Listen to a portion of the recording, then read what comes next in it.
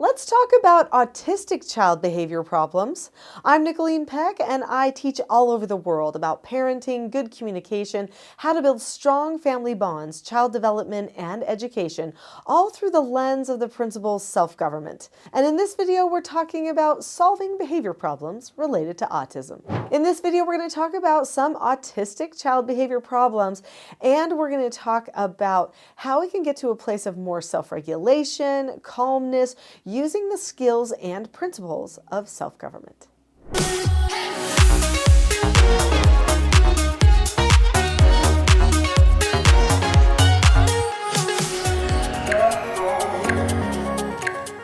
So we're going to talk about 10 problems that you might be facing as far as behavior with your autistic child. I know there's more than 10. We're going to start with 10 in this video, and then obviously I have other videos that you can look to for more information. And we're going to talk about some of the skills and principles of self-government. Before we get into those skills and principles of self-government and those problems, I do just want to explain what self-government is. So self-government is being able to determine the cause and effect of any given situation and possessing a knowledge of your own behavior so that you can control them. So what that means is that you understand cause and effect, you look ahead, and then you determine where it is that you want to be with your behavior, with your outcomes, what effects do you want, and then you regularly self-examine, you analyze how you're doing with your behavior, and you make needed changes. Now, just that definition alone could seem like, wait a minute, autistic child?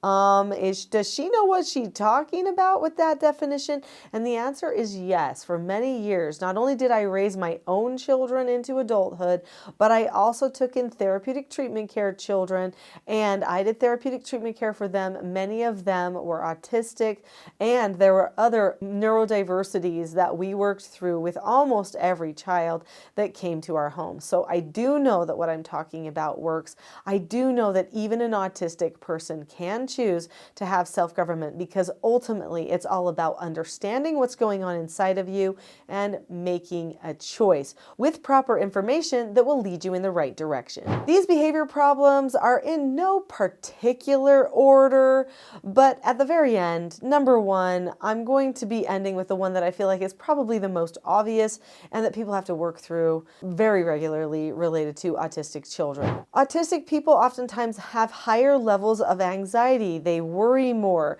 and they feel misunderstood more often. This can lead to increased meltdowns.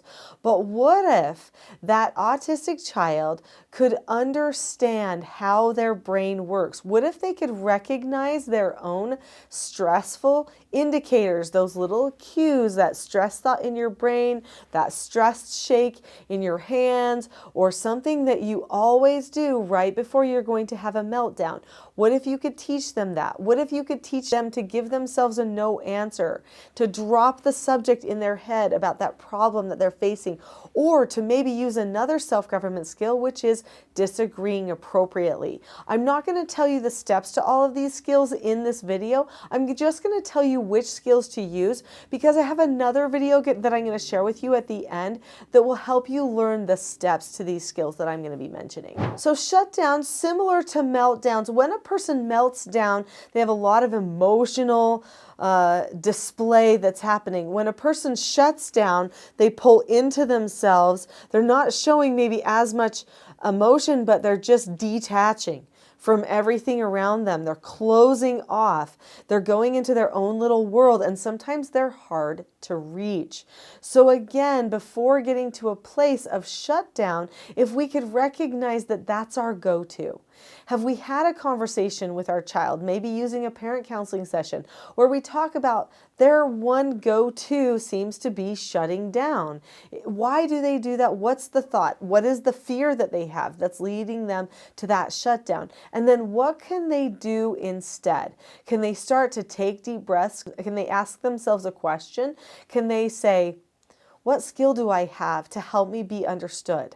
Or could they even just say, it seems like I'm going toward a shutdown, I need to open up to somebody else so that I don't go toward a shutdown. This is a great time to use that disagree appropriately behavior.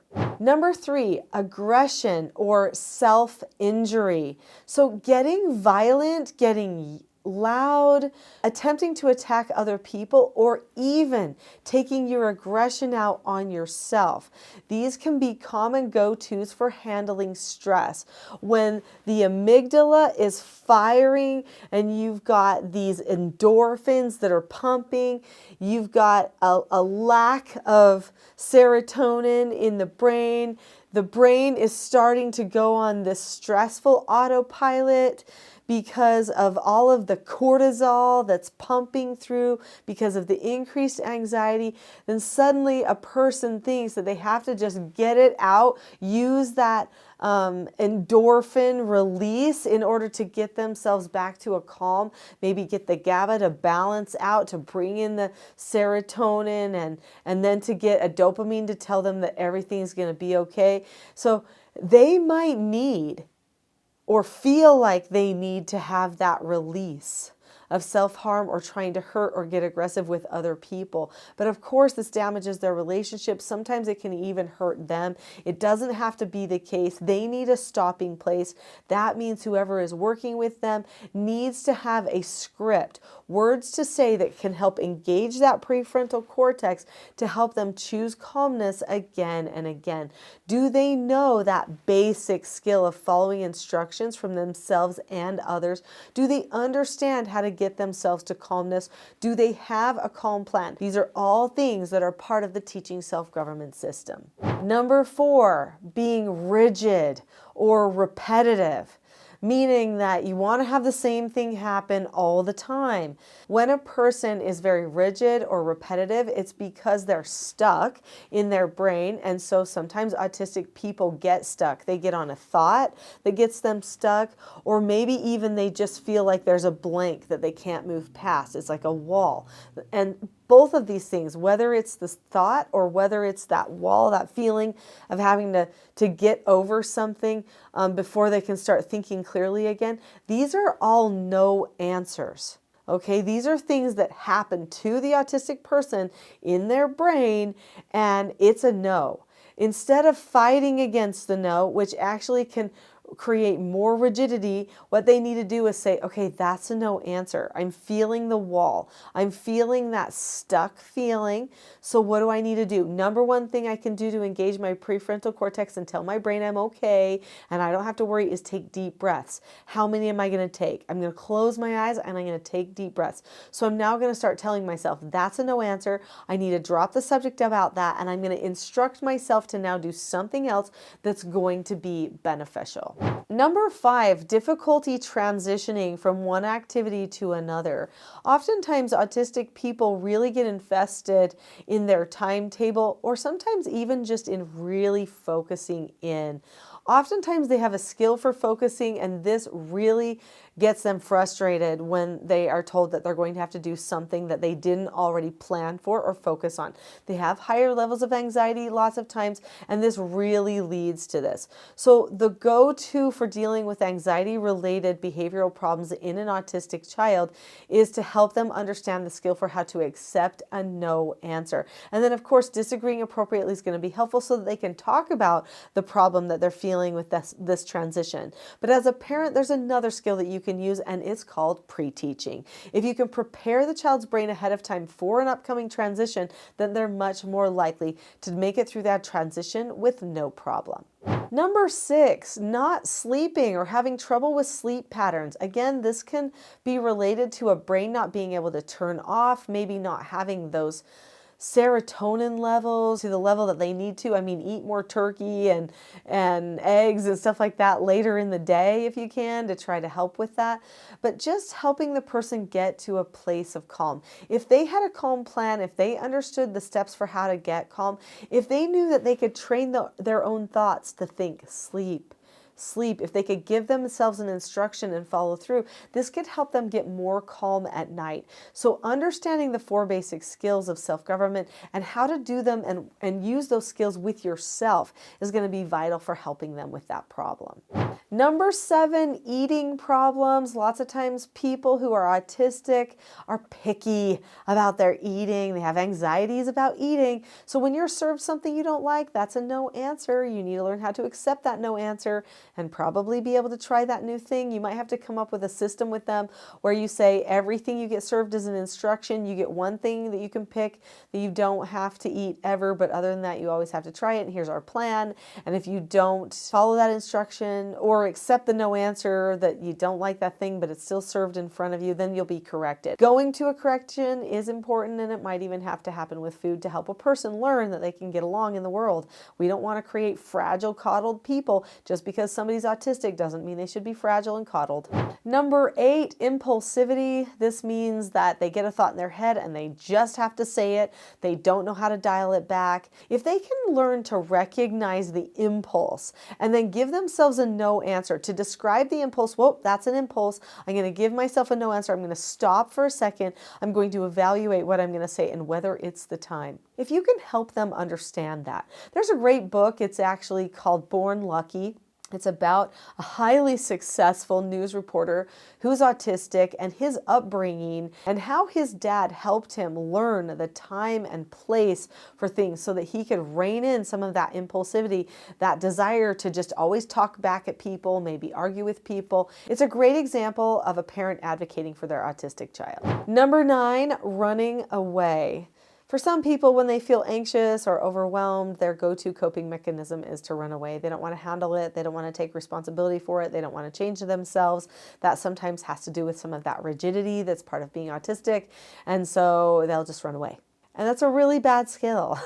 That's not something you want to do because it ends up meaning that things happen to you all the time and you end up in a victim role a lot of the time. And you're shutting down on life instead of learning how to solve your problems. So there's something that we teach in the Teaching Self-Government system of parenting called SOTAS exercises, which is an exercise that helps develop the prefrontal cortex. It would be transformational in helping somebody see there are other options to running away. All right, number 10, and that is social problems or social dysfunctions. Oftentimes, autistic children do not read people well. They don't understand when to start talking, when to stop talking. They don't understand what somebody else is thinking about what they're saying because they have a hard time reading that and processing that while they're trying to get the words out or the story out at the same time. And so they often wear people out socially, which makes them lose friends. And then they get frustrated about that and they try to force friendships and it doesn't work. And so what should we do to help them with their social skills? Parents are the number 1 people that should be training their children with social skills. With friends, that's where they practice social. That shouldn't be where they're learning their social. So teach them when it's a no answer to talk. Tell them, okay, we're going into this environment. It's a no answer. We don't talk in this environment. We're going to meet with people. If they ask you a question, you can answer, but try to answer it back with 2 sentences. So give them things that they can quantify, things that they can hold on to as they're trying to regulate that. In the book Born Lucky, and by the way, this is a true story, so it's amazing. Lucky's dad would take him into social situations because Lucky really wanted to be part of the fun, but he was constantly failing. And he would tap his watch when Lucky needed to stop talking to help Lucky learn the people are done now. This is about how long it is before people are done. And so I thought that was genius. So he would be at a dinner party with his dad, with adults. He'd be talking to them because actually sometimes autistic people get along better with adults than they do other people their own age because they have a more mature way of thinking about things and usually are highly intelligent, right? And so anyway, he wanted to be part of these dinner parties because he didn't have a lot of friends, but his dad had these cues for him and would help him through it. It was amazing to hear how Lucky transformed under that training of his dad. Another thing that his dad helped him do was develop grit. And I'm just going to say, he taught him how to work. Lucky was not coordinated with athletics and stuff like that, but Lucky had a drive. If he put his mind to something, he was going to stick to it. He flew across the Atlantic as like a 10-year-old boy all by himself. like solo piloting a plane. I mean, he had someone sitting with him in the cockpit, but like he was the pilot. He did rowing, you know, he was on rowing crews and did all this stuff, and he wasn't the strongest or the best, but he just developed it.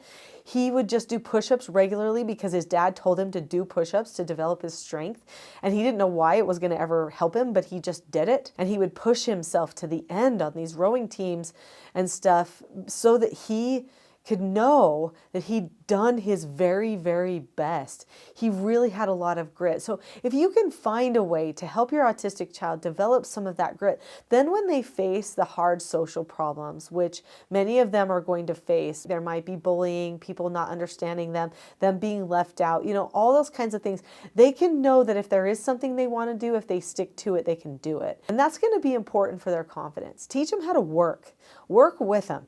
You know, don't worry about their lives being just the same as everybody else. They're probably going to lead out in the world just like Lucky did because he didn't see the world the same as everybody else. And that's the beautiful thing about being an autistic person. But we also have to help them be able to get along socially. Otherwise, they may not get their break to become that leader they were meant to be. So if this has been interesting for you, I promised you something at the end, and that is another video that will go into more details about all the things that I've been talking about. I have a full-length class all about self-government on this channel that will go into more particulars about the skills and principles of self-government that I've been mentioning. So click on the link to the video titled "The Not So Known Secret for Parenting Success." I'll see you there.